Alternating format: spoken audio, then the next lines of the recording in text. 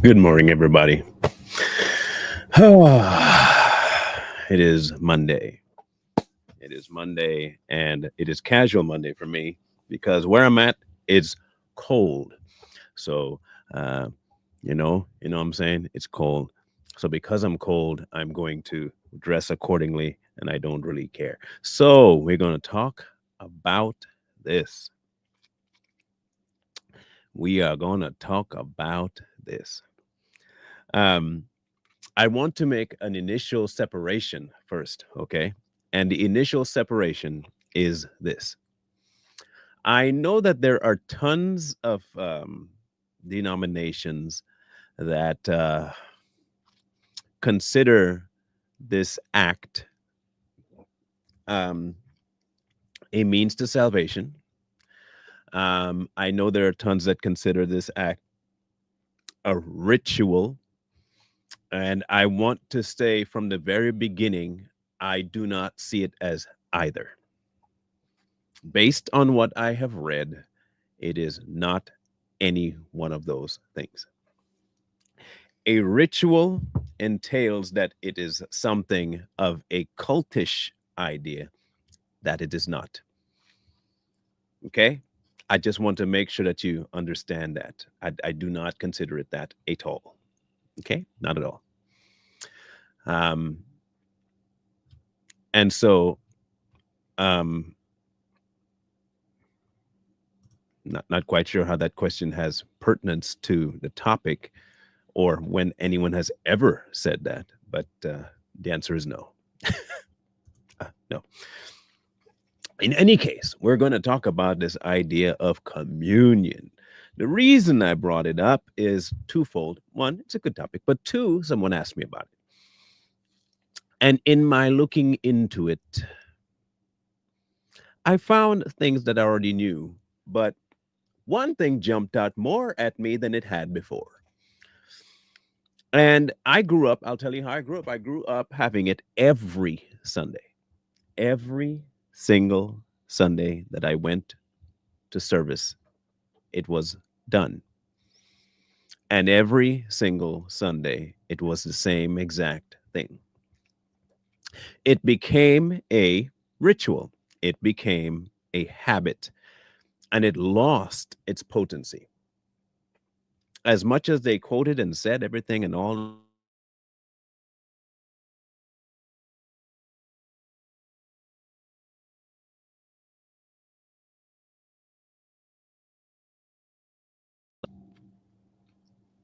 let me know if I'm muted because my mic just went out. Just let me know if you can hear me before I continue because what I have to say has to be heard. Um, it became a ritual, a ritual. And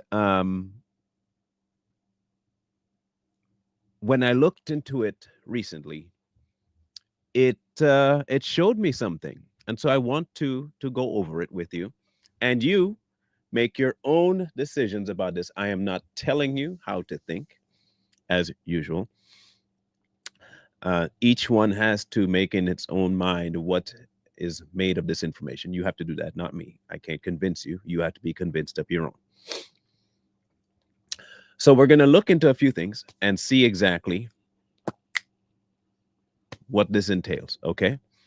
And we're going to look at it from a couple of perspectives. One of them from the traditional perspective, and then the one from what I've discovered thus far. Okay. There are two things I want to talk about: one, frequency, and two, purpose. So, the frequency first. Everybody says, at least the majority of people I've talked to, let me not say everybody, the majority of people I've talked to are in this band camp of having it often, regular, all the time.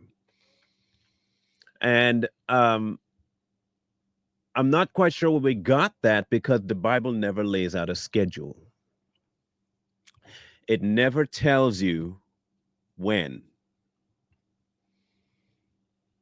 never tells you when at all. Not once did it give you a time frame and a frequency and amount. Never did that. but I think I know where they got it from.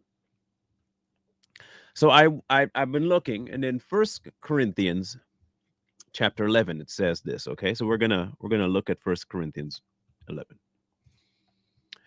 It says, "For I have received of the Lord that which I also delivered unto you, that the Lord Jesus, the same night in which he was betrayed, took bread." Now, when I grew up, they started every time they did communion. This is where they started at every time, without fail, verbatim. "And when he had given thanks, he brake it and said, Take, eat, this is my body, which is broken for you. Do this in remembrance of me. After the same manner, he also took the cup when he had supped, saying, This cup is a New Testament in my blood. This do ye as oft as you drink it in remembrance of me." Now, I started to think about this. Like, does that say do it often, or does it say whenever you do it? Oft is not often, it's whenever. Okay. So, whenever you do this, this is what you do it for. Now, remember the purpose for which they were doing what they were doing prior to. I don't know how many of us remember what they were doing prior to. So let's go look at what they were doing prior to this particular statement, okay? Because I think it's very important that we get a full contextual thing, okay? All right, it says, then he will show you a large upper room furnished and prepared there, make ready for us." So his disciples went out and came into the city and found it just as he had said to them, and they prepared the Passover. Of course, Jewish. "In the evening he came with the 12.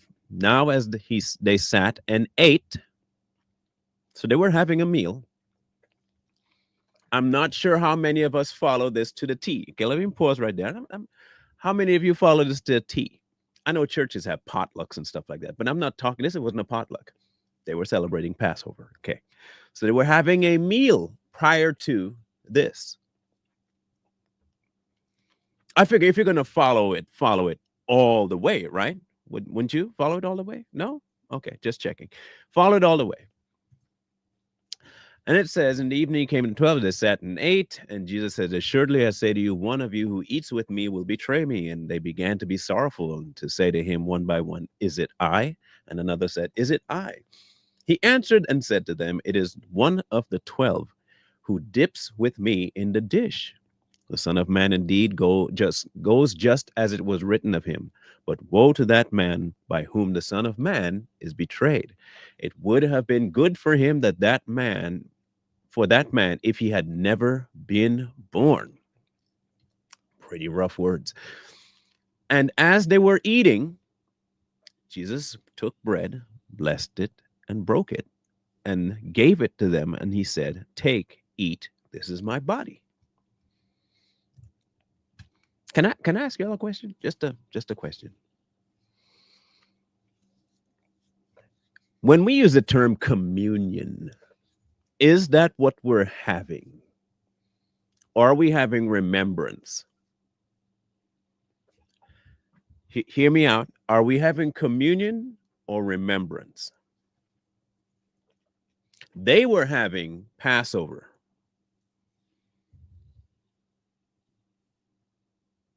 They were having Passover. And after they ate, he implemented this breaking of bread to represent his body and the drinking of the wine to represent his blood. What we call communion, is it, or remembrance? So why do we call it communion? Do you not commune with God every day? Should you not be communing with God every day? Should you not be in connection with him every day? Yes. This particular thing, he directly tells you what it is. You'll see. This is my body. He then took the cup, and when he had given thanks, because they're having a meal, he gave it to them, and they drank from it. And he said to them, This is my blood of the new covenant, which is shed for many. It hasn't been shed yet. So why would he say it's shed for many? Because in God's eye, the act was already done. The act is already done. This is just a matter of passage of human time for people. But in God's time, this is an already done deal. Nothing can stop it. There will be no hampering it, no blocking. It's done. Okay, good. Now we have that done. This is my blood of the new covenant, which is shed for many. Assuredly, I say to you, I will no longer drink of the fruit of the vine until that day when I drink it anew in the kingdom of God.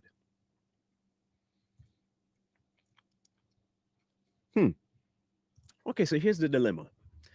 Do we still do it? Well, yes, because he said, do it as often as you do this, do it in remembrance of me. But was he talking about Passover and blessing a meal, or was he talking about breaking of bread and a small cup of wine? Or does that not matter so much as the reason?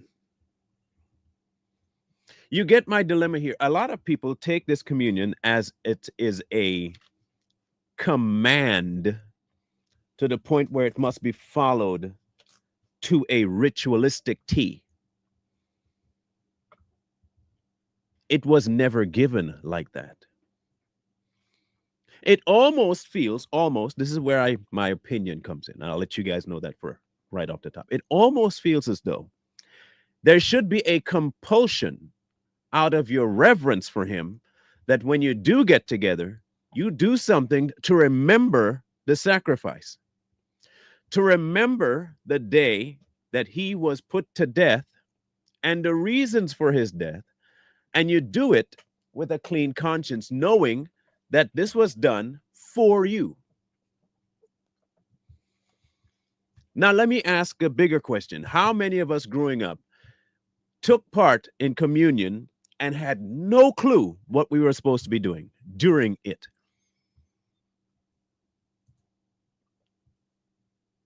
How many of us grew up doing this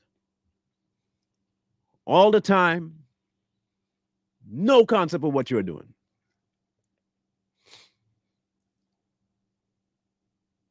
I know for a fact I did. I did not have a clue. I mean, I heard they said, yeah, you do this in remembrance and remember the sacrifice. Okay, guys, sorry, I remember the cross and I remember Jesus died. Okay, good. That's it?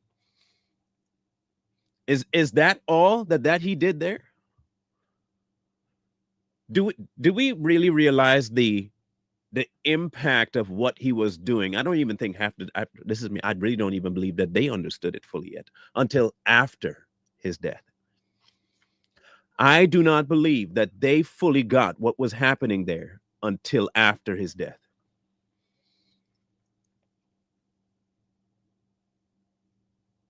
And when that was done, I sincerely believe that that particular thing had a whole different meaning. Passover was fulfilled. It is not coincidental that he did it at a Passover feast. Why would he do it at them celebrating Passover? Think about this for just a second, why he would do it at Passover.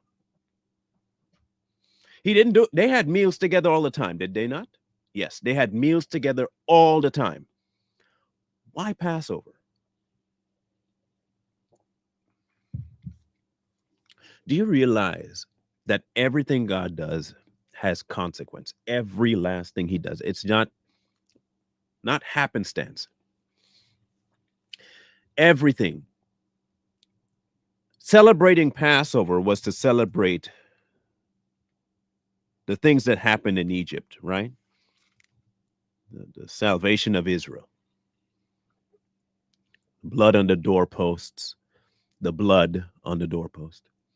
That when God saw the blood, you'd be saved. You get what I'm saying here. Okay, good. So we understand Passover. And he's now telling them the new Passover is now implemented. It's coming. The new one. because now you're going to be covered by my blood. My body will be broken for everything. This is now new. I'm fulfilling whatever was a precursor to now.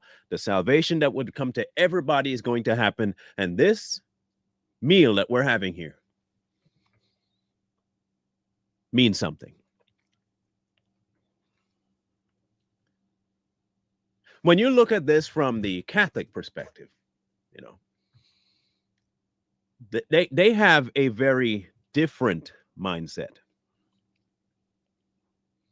Now, I think they call it the Eucharist, if I'm not mistaken. And it becomes more of a tradition, more of a, like I said, a ritual for them. And a man who thinks he is God hands you this wafer and you drink from this chalice, and he's the one orchestrating everything. And the entire event has nothing to do with God. It has everything to do with the man up front with the Dagon cap on his head, though. Even in regular churches, it has become a ritual. It's just something you do. Some do it so frequently that it has lost all semblance of awe, to the point where people do it and they don't even think about what they're doing. Then there are those who do not attend a congregation. Okay. And we sometimes have those people that don't attend and they say, well, should I be having communion and should I be having it with the body? Again, what was the purpose of it? Was it for the gathering? No. Are we gathering for the purpose of it? No. Is it a part of what we do when we gather? Yeah. Can you do it on your own? Do you need everybody around you in order for it to matter?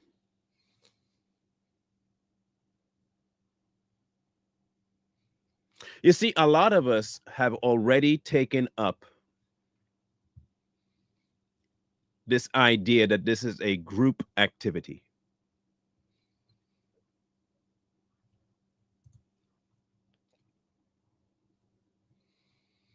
We've adopted that concept. So let me ask you this. Did it say that in any of the verses we read?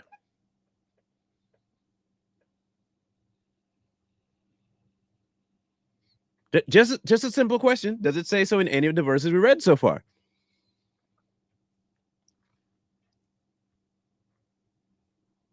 Okay, let's read one more. Let's read one more. And maybe since Richie's in the room, Richie can direct me and tell me if I'm wrong, because he's one of them book scholars. He's got, if anybody got brain in here, it's gonna be Richie. All right. I'm gonna say that to y'all now. Richie got the brain. I don't. Okay, I don't. I do not possess that particular skill set.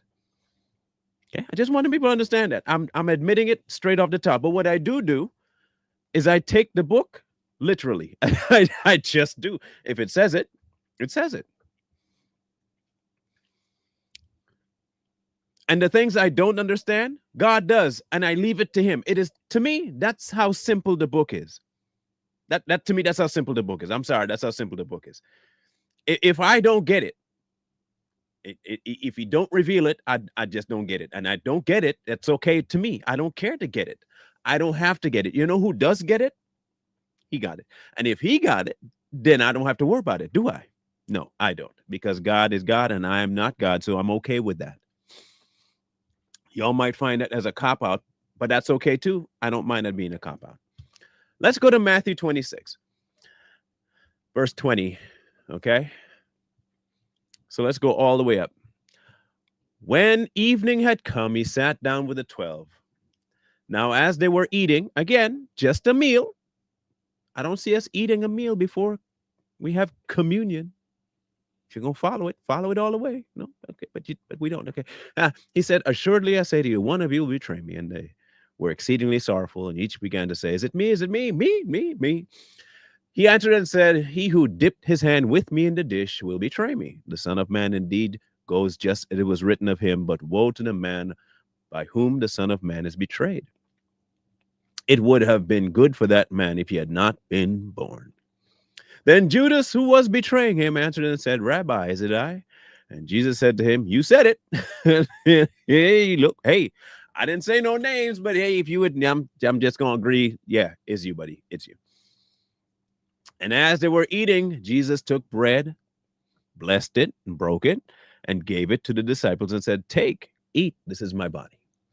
Then he took the cup and gave thanks and gave it to them, saying, "Drink from it, all of you. For this is my blood of the new covenant, which is shed for many for the remission of sins. But I say to you, I will not drink of the fruit of the vine from now until that day when I drink it new with you in my Father's kingdom." And when they had sung a hymn, they went out to the Mount of Olives. So let me ask you again. Does it say every time you gather together? Does it say gather together to do it? That's my only question. And maybe Richie can direct me to a page of another chapter, another verse, another book that tells us every time you get together, do it. I would love to hear if that is true, please tell me. And that goes to anybody else coming afterwards watching this video. I am very open to you showing me that it is an every time you get together thing and that it has to be multiple of you doing it. So I'll wait a little bit. I'll wait a little bit because I do want Richie to answer that question. Richie he knows the book really good. So I just want Richie to chime in here real quick because like I said, I have not seen that. I've heard it said. I've not read it. I've not read it. But I've gone based on other people's statements about it. I know what they tell me is as often as you gather together, do this. That's what I keep hearing. I have heard that said to me multiple times, multiple Sundays, especially in the church I grew up with, which is the Church of Christ. Richie can affirm this because Richie and I grew up in the same denomination. We grew up in the same denomination, and they have quoted that over and over. I was told that as often as you gather together, this is what you do. I don't know how many of you heard that, but I have heard it. And so far, in all the references, we've had 1, 2, 3, 4 different references now, and I have not read that once in any of them.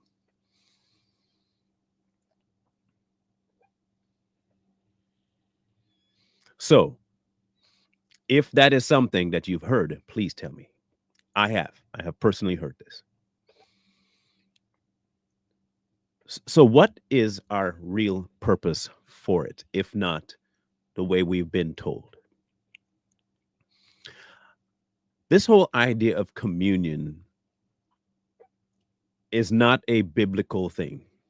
I'm going to say it, and this is where people will get mad. It is not biblical. Calling it communion, for one, isn't biblical. That's Catholic. That's ritualistic. It is not communion. It is remembrance. It is a time for you to be thankful for what he's done. It is remembering the sacrifice of Christ. I understand the reason people call it communion, but as it becomes something outside of what it was meant for, it has long left the realm of understanding exactly what Christ did that day and gone on to be something of a whole different thing on its own.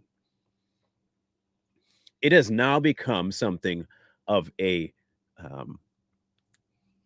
almost a standalone gospel, if you will. Almost.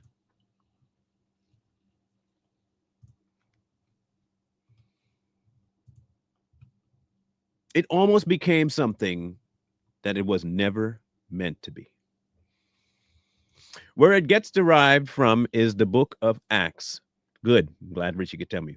On the first day of the week, they broke bread. All right. Now, Richie, tell me what chapter, so I can read it. I want to read it for everybody. Like I said, I'm open to the understanding that I don't have because I told everybody I'm the dummy. What chapter in Acts?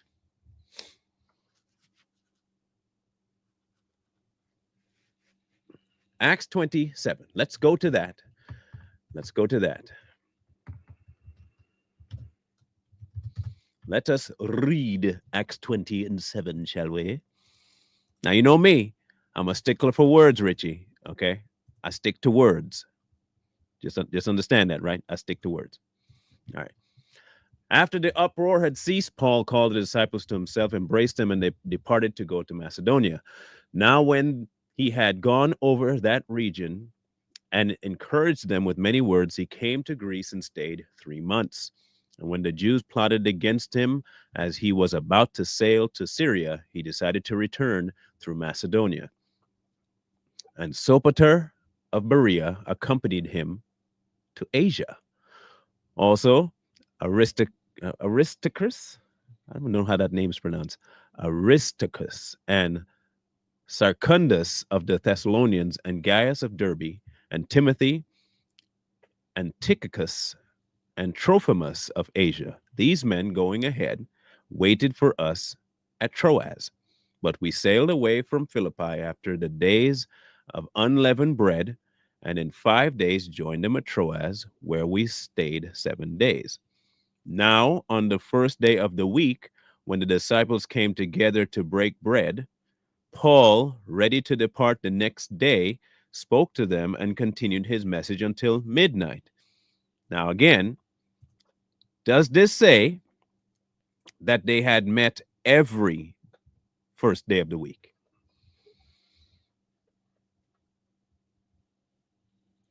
That's all I want to know. That's all I want to know.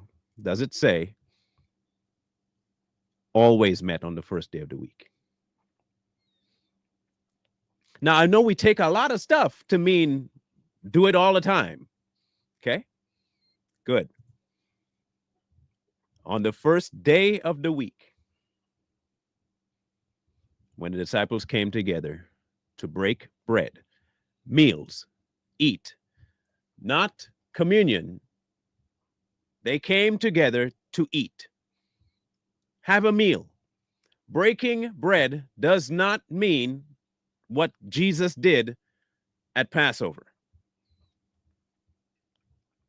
Okay, I want people to understand that 100%. Breaking bread is not what Jesus did at Passover. Okay, good. As long as we understand that, good. Paul, ready to depart the next day, spoke to them and continued his message until midnight. There were many lamps in the upper room where they had gathered, and in a window sat a certain young man named what? Eutychus. But they're moving on. They're moving on. So again, it does not say, and I'm not saying that Richie said it. Richie just told me where the first day of the week thing came in and all the time. I'm just telling you what he's, because I said, remember I told you he's the smart one. I'm not. He said where it is derived is from the book of Acts when they broke bread the first day. The unfortunate thing, people, is that man, not the word, listen carefully, man, not the word, loves to change things. We just do. Because you know what? We're creatures of habit. Let's just be honest. We're creatures of habit. We're habitual people. And we also love check marks. We love to say we've accomplished something. So what do? We take that. Mind you, he was coming from persecution and he only met together with them because he was changing his route. Has nothing to do with the communion thing. Okay, good. So he met with them. They ate. He spoke. They had nothing to do again with any of the Passover stuff. This was not during Passover.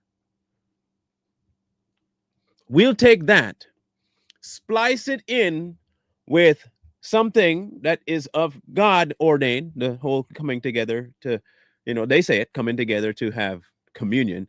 And we'll say now it's every Sunday is what we do, or every Saturday, or every first day of the week, whichever the first day of the week is by whatever calendar you follow.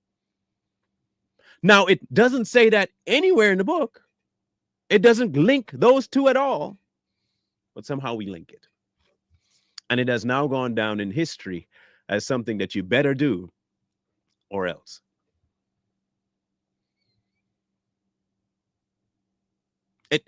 It just became some or else. That is still a dilemma to me, Donna Joe. Again, we have to tag everything. We want to define everything that fits us. It was a Passover feast that was celebrating Israel's escape and protection while in Egypt, and showing exactly what the forecast was at that time of God's salvation to all through his son. That is why he spoke the way he spoke at the Passover feast that they were having, and included that the new Passover would be fulfilled in his death. We hardly ever say that at communion time.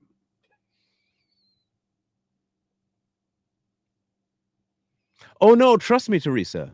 Trust me.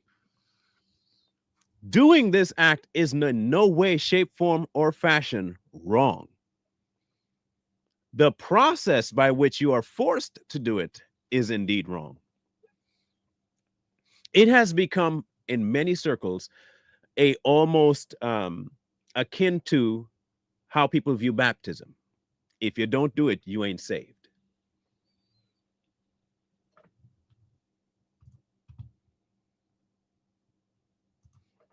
You ain't saved.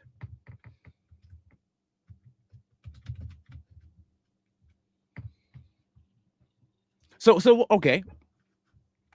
Let's go to another one here, okay? Because I can smell this one coming. From a mile away, I smell this one coming. Okay? And I want to make sure I jump ahead of your mile away. Okay? So let's go to 1 Corinthians 11 again. But we'll go down, okay? They call it the Lord's Supper, right?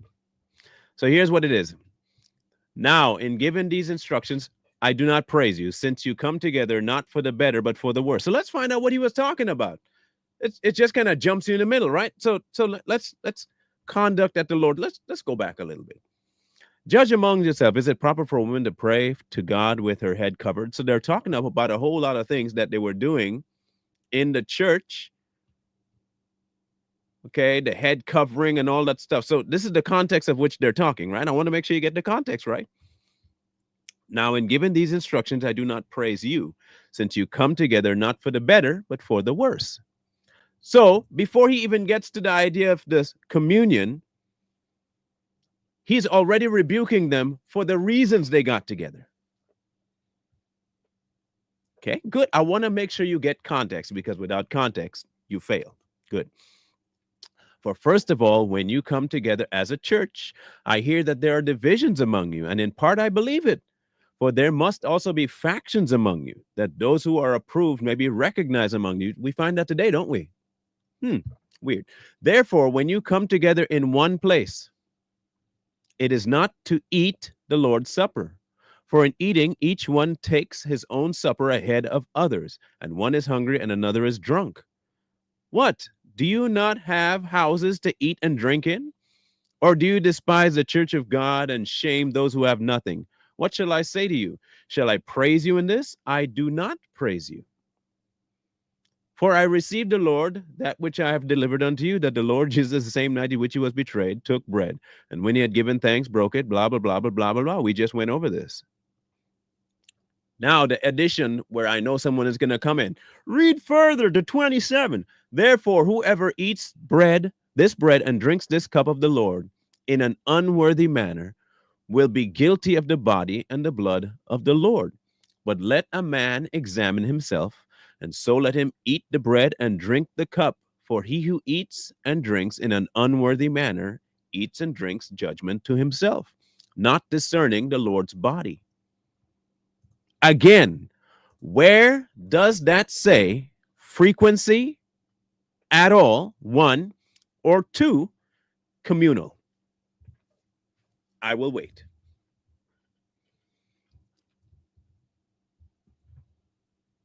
I'll wait. Now, this whole idea has been thrown to me multiple times when I was younger. Eat, drink this in damnation to yourself. What exactly is in damnation to myself?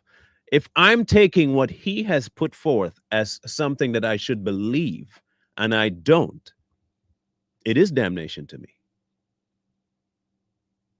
What exactly is a worthy manner of eating this? You have to understand what Jesus did when he did it at that time. What did he do? He showed them that the Passover was simply a precursor of what he was going to be doing on the cross. And if you don't get that, and you don't understand it, and you don't believe it, you're damning yourself.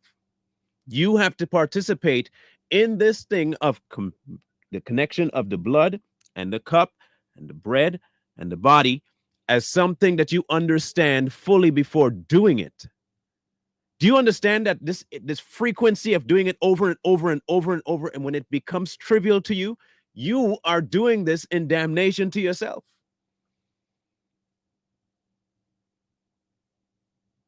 It should be something that is having you in awe of what he did.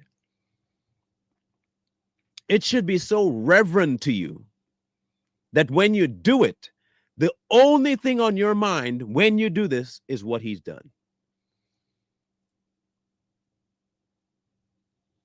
Do you realize how heavy that is? I bet you couldn't ask a single Christian. Well, you probably can't find one or two. I bet you if you go to church right now, they wouldn't be able to tell you what exactly this communion means. And I mean in full what it means. I bet you they couldn't tell you. I bet you they'll tell you it means he died on the cross. It means his sacrifice on the cross. It means his body broken on the cross. It means his blood spilled. That's what it means. I bet you that is the answer you'll get from nearly all of them.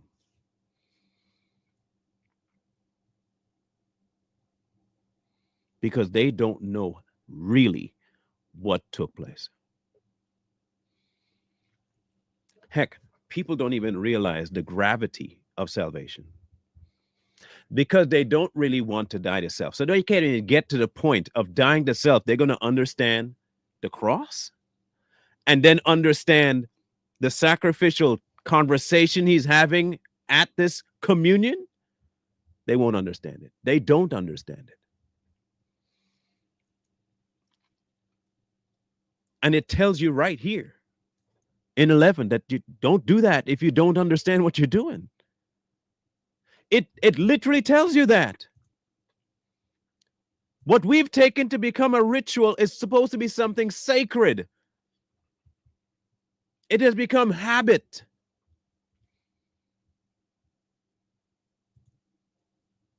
Whoever drinks and eats in an unworthy manner will be guilty of the body. And you please understand the gravity of that statement. If you don't get the purpose behind the cross and you decide to go take communion, you are taking that cup in an unworthy manner. You have to examine yourself. What does that mean? Have you died? Have you died to self? Have you given up exactly what needs to be given up? Did you put that blood on your doorpost? Have you presented your body a living sacrifice? Have you died to self? Not examine yourself like I've been told. Did you sin this week? Are you prayed up? Did you ask forgiveness? That's what I've been told. That is my examining myself. The examining of yourself and being worthy is knowing that you have died to self. Because that is what the cross did. It put you to death. If you don't realize you're dead, then you are drinking and eating in vain, which puts you under damnation. But yet still people are doing this every Sunday because it's just what the church does.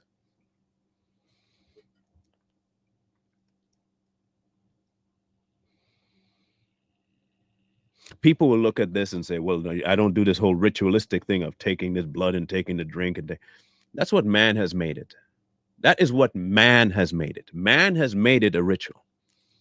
God implemented this for us to remember exactly what he's requiring of us and to the impact of what the cross means. If you don't get what the cross meant, all of this will look like nonsense to you. All of it will be linked back to some other kind of pagan this and pagan that. And all of that crap will come out of your mouth because you don't understand what Jesus's purpose was here on earth. If you don't get that, everything else will make no sense to you. And the church, unfortunately, has now taken on this mindset that it is about us and not him.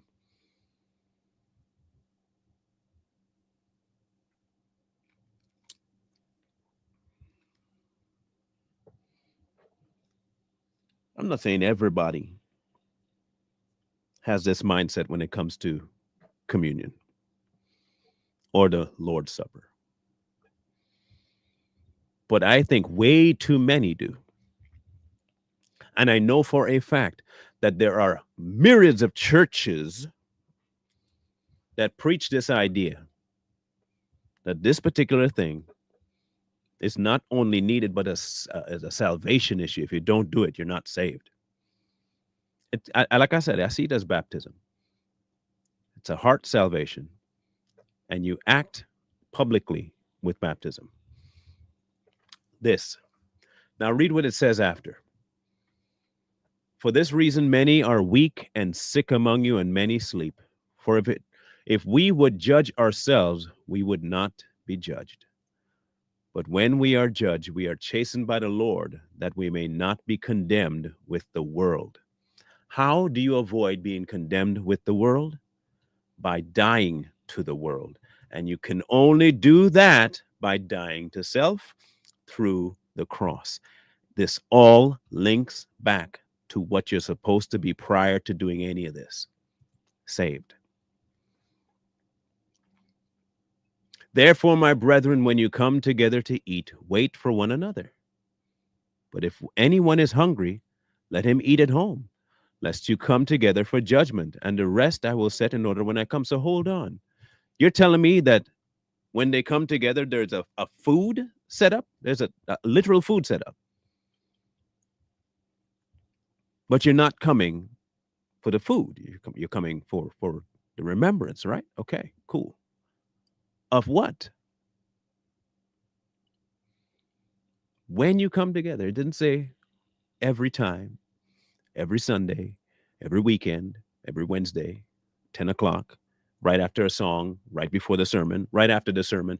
It never tells you any of that. Mankind has made this a ritual. Mankind has made this a habit. Mankind did that. The entirety of chapter 11 is basing its system on your heart. The reason you get together, the reason you're doing it, and understanding full well what this means.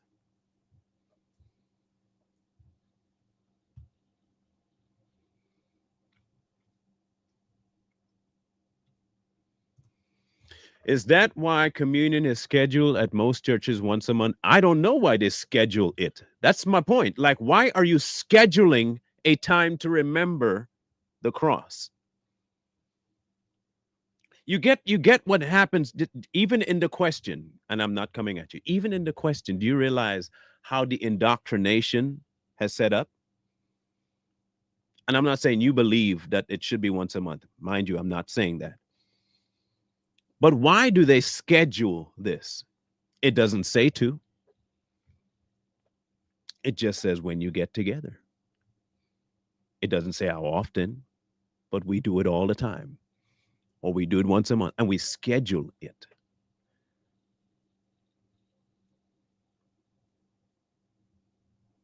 So let me ask a question. If you are in a situation where you cannot participate with people, say, for instance, you're a prisoner and you have committed a heinous crime, but you found God and God saved you. You are now a saved individual. Your crimes are still going to be punished by man. Okay. You are subject to die. They have you in solitary confinement until the day of your death. You're in there for the next 2 years before your scheduled execution. How exactly are you going to gather with anybody to have communion? And if it is a salvation issue,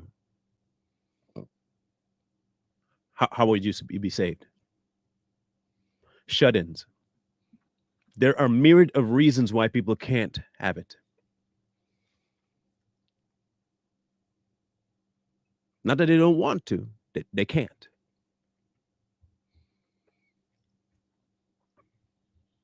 Places where you can't gather. Let's go to places where you're not allowed to gather. How about the places where you have to hide together? How about the places where if you get caught gathering, you die?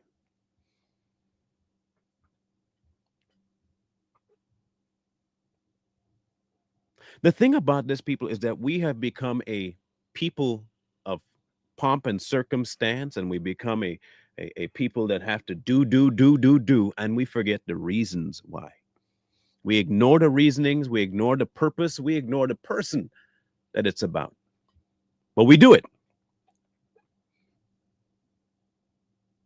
Do you need communion? Of course, you need communion with saints. Yes. But communion was never mentioned at the Last Supper that Jesus had with his disciples. Not once. And how do you give someone communion? Here's my let's this is my last thing. Let's answer this question finally, okay?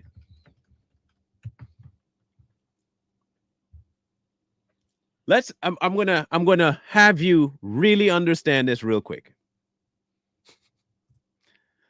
Communion, what does it mean? The act or an instance of sharing as of thoughts or feelings, religious or spiritual fellowship, a body of Christians with a common religious faith who practice the same rites, a denomination.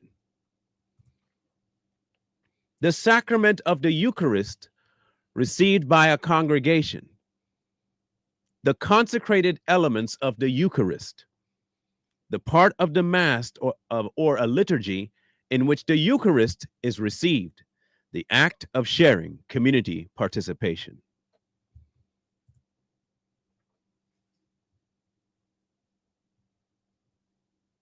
Do you see how the Catholic denomination has infiltrated the Bible?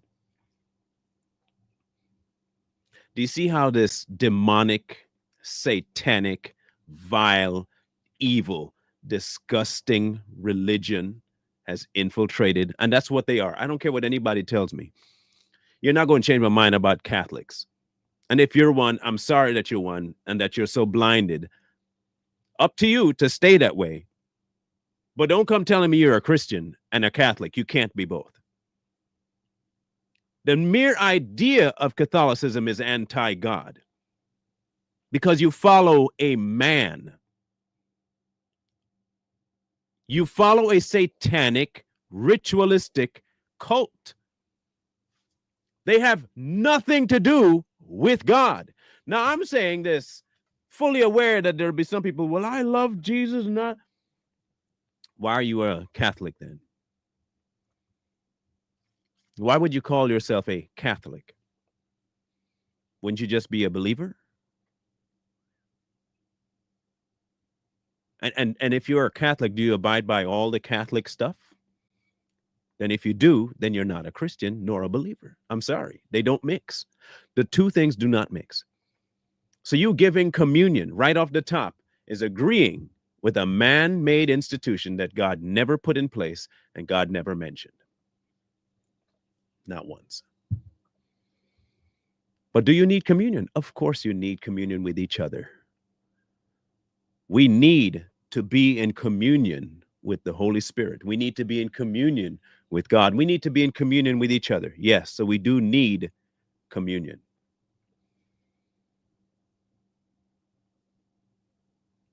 But what you need more is to understand what the bread and the blood mean to you, which is why you need to remember it. Because if you do not remember the purpose for what he did, you will be in danger.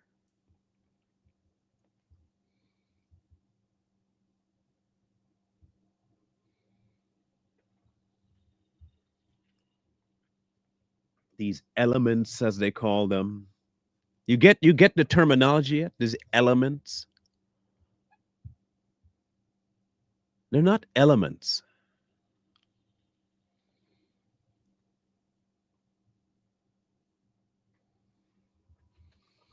Elements is ritualistic and witchcrafty. These aren't elements. He used them as references. And he's trying to direct your heart to the purpose behind these references. So when you participate with these references, you know the why you're doing it. You know to whom you're doing it. And you know the for you're doing it. Believers, if you do not understand the ultimate sacrifice and the purpose and reasons and the why God did what he did, and to what extent you are actually saved, you're just doing this thing in vain, and you're doing it to damnation to yourself. You are condemning yourself by not understanding the basis of it. It is more than just going on a Sunday and sitting and having someone pass you a plate, and you take something out the plate and you eat it, and then you pass this cup and you drink it, and you say, oh, I've done communion now. I'm good for the week. And I repeat what the book says. Take, eat. This is my body broken for you. Take, drink. This is my blood was spilled for you. Thank you, Jesus. That's it. That is not it. You can repeat the words real good. That's okay. Yeah, so you have good memory. Good for you. Really good memory, and you're amazing at repeating what you read, or at least what people told you. Okay, good, good. Now, why? No, I want to know why. What makes this so amazing? What makes it amazing is the person. I keep saying, nothing is about us. This is not about you, not about me. This is about him, about how he can redeem, how he can save, how much grace he offers, the love that he is and possesses, his timing. All of it is about him, not you. You are here to exemplify him. You are here to reflect him. Everything you do, it's about him, not you, not me, not your pastor, nobody. It is about him. And if it's not about him, maybe you should rethink your life. Maybe, just maybe, You have been led astray by mankind telling you that it is about you, that your blessing is on the way and you're blessing this and you and you and you. It is not about you. It is not about you. You are not the main character here. I know we want to be so badly. I know we want to be so badly. But he is, not us. We reap the benefits of who he is. We reap the benefits of who he is. Us being a part of his world and in his life have automatic benefits. Automatic. And that's not as a result of how good we are. It's a result of how good he is, which why it's not about us. If you break bread and drink a liquid, wine, grape juice, whatever you want, make sure that you are doing this with one very important memory in mind. That what you're doing is remembering that God saw fit to send his son to die in our stead and put us in the grave with his son and raise us anew in his new life. And that is the reason why I am remembering that. I am giving all homage to this man who put himself here on earth. God put himself here on earth in the form of Jesus, died my death, put me in him to die said death, and to be raised so I can stand in good standing before God. If that's not something you want, you're just wasting your time eating that stuff and drinking it. If you think it was just to remember that he died, you're missing it. You got to remember the why. He said so. It was at Passover for a reason. All of it matters. He never gave you a schedule. Just quit adding stuff.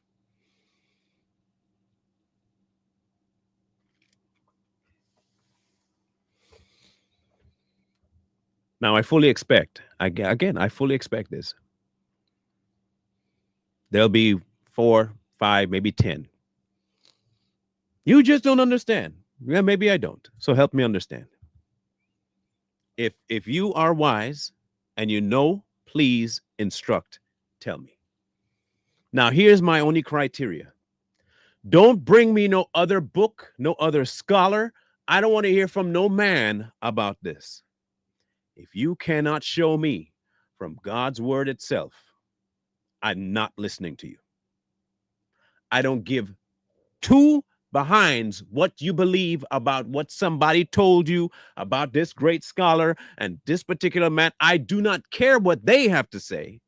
Show me what God said.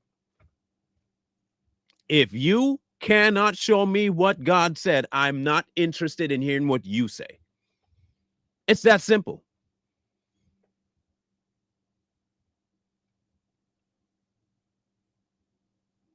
So show me. Correct me if I'm wrong. Encourage me if I'm off base. Redirect me if I need it. But you can only do it through the word. I don't want to hear nobody else's opinion. I don't. Don't want to hear from no Catholic priest. I don't want to hear nobody else. I want to hear from God. What he say. And I've been through the sections of the book that is mentioned, and I don't see no time frame, and I don't see first a week. I don't see none of that in reference to how we do it. So please, if I'm wrong, show me from the book where I'm wrong. I'll be checking the comments. Trust me, I will. But again, if you come with me at me with this nonsense about, well, I read in this book and this person broke it down real good. I don't care what they broke down real good.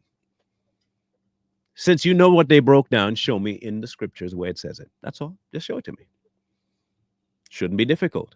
If they can break it down, surely you must be able to find it right away. So come break it down for me. Tomorrow, Again, remember, tomorrow. We have another, I consider it a really good one. We'll be dealing with promises versus expectations. Okay. Promises versus expectations.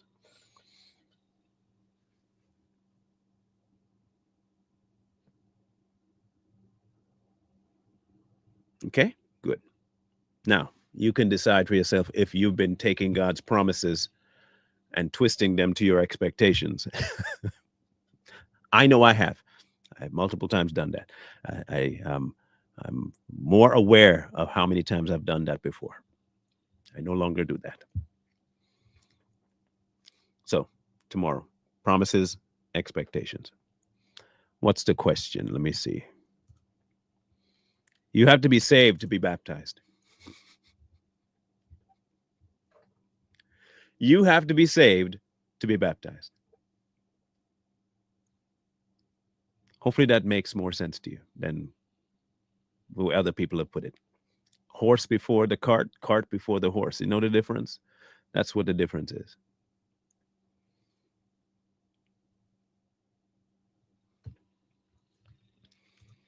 I know people disagree with that, but again, that's okay. You can disagree. It's okay. I'm just going by what it says. Okay. There is a sequence in the book. So, anyway, we'll talk again tomorrow. Um, Sabbath Patriots will be on today at 6:30. Make sure you check that out. We have some. You can call it conspiracy, I guess. I don't know. We have an interesting thing to cover. Okay, we have an interesting thing to cover, and y'all can decide whether or not it makes sense or not. I'm looking for uncommon questions, but I cannot find it. Anyone see it? I'm looking. Someone said uncommon had a question.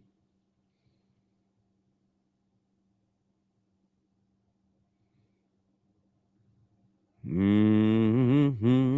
know people see the question because I saw a response to the question. Okay. Should the bread be unleavened? Should the bread be unleavened? For that, you'd have to go to Jewish Passover traditions and what they say about the Passover. Okay. Now, hear me out carefully. If you want to abide by the Jewish rituals and all that stuff and what they did, you can. That's up to you. I also know that I'm no longer under that law. And I know that Jesus is the fulfillment of all law. Now, to each his own after that point. I can't tell you whether or not you should have the bread with leaven or without leaven. The law is no longer valid over me. I am living in the one who fulfilled the law. That is all I know. Unleavened, do that if it's something that you have decided to yourself to do. I'm not going to tell you how you should do that. This all comes back to the why. Understand me, this is about the why. This is about the why. If you do not understand the why, you're just falling into a different method of ritual. That's all. We want to add stuff because we want to fulfill and follow. I get it. And that's like I said, each one has to make up in its own mind about that. But if you don't know the purpose behind it, then I know, like, why bother? It's okay. So you have no leaven in your bread, means you have no corruption and all that stuff. Good. But if Jesus was the atonement for all corruption, is there any leaven in your sacrifice when you do consider taking the bread? Is the bread itself at this point the basis for it? Or was that the case before the death of Christ? You get what I'm saying? Before Christ came, all of it had reasonings, right? In Christ, all those things are fulfilled because they were all a precursor to what he was going to do for mankind in full. He was going to remove all of it. And he did that in his death. So again, if that's something that you feel the need to do, one, talk to God about it, but two, you have to make peace about it because it says, right, some eat this and some do that, some celebrate days. And if that's the case, then you have to make peace with it between you and God, not between you and man, not between what I say, not what your pastor says, you and God. Conscience, he gives you that. So that is what I'm telling you. Just you decide this with you and God, not with me. Okay, that's all I'm saying. Okay. In any case, we'll talk some more tomorrow. And I thought it was because there wasn't enough time to allow the bread to proof. Again, if y'all want to stick to the laws and the laws and the laws, you're fine to do so. I'm not telling you not to. That you have to make that up in your mind. Okay? Okay. Let no man teach you.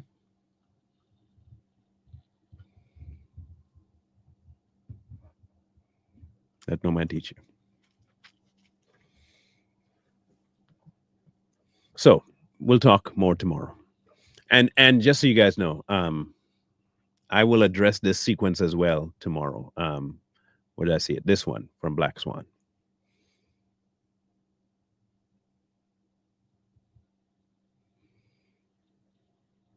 So I'm going to address that sequence tomorrow, just so y'all know.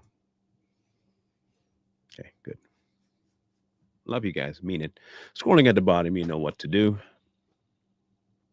You don't have to, but like I said, I know uncommon. I'm just saying. I'm not dogging you for anything. You asked a question, so I'm just giving you the answer. So my answer, since you asked me the question. Scrolling at the bottom, you know what to do. Again, so far the 4th is when I leave to go see mom. So I'll be gone for 2 weeks, so that we won't have really a live for that 2-week session. I'll try to give an update when I can and just upload it. It won't be live. There's not enough internet signal down there to go live and be clean. So I'm just going to upload when I can. So yeah, so we'll talk then. I talked to her yesterday. I think I told you guys that, and she was doing a little bit better. She's supposed to go today, so I'll call her right after this to see if she's home yet and see how she's doing. If she's scheduled to have that exam about whether or not the cancer screening and when all that stuff is going to take place. So I'll keep you guys updated. Yeah, I'll keep you updated. Wisdom calls to you from the streets. So guys, please, please, please, please, please find wisdom. Peace. Hold tight the dreams, for if dreams die, rely on yourself and no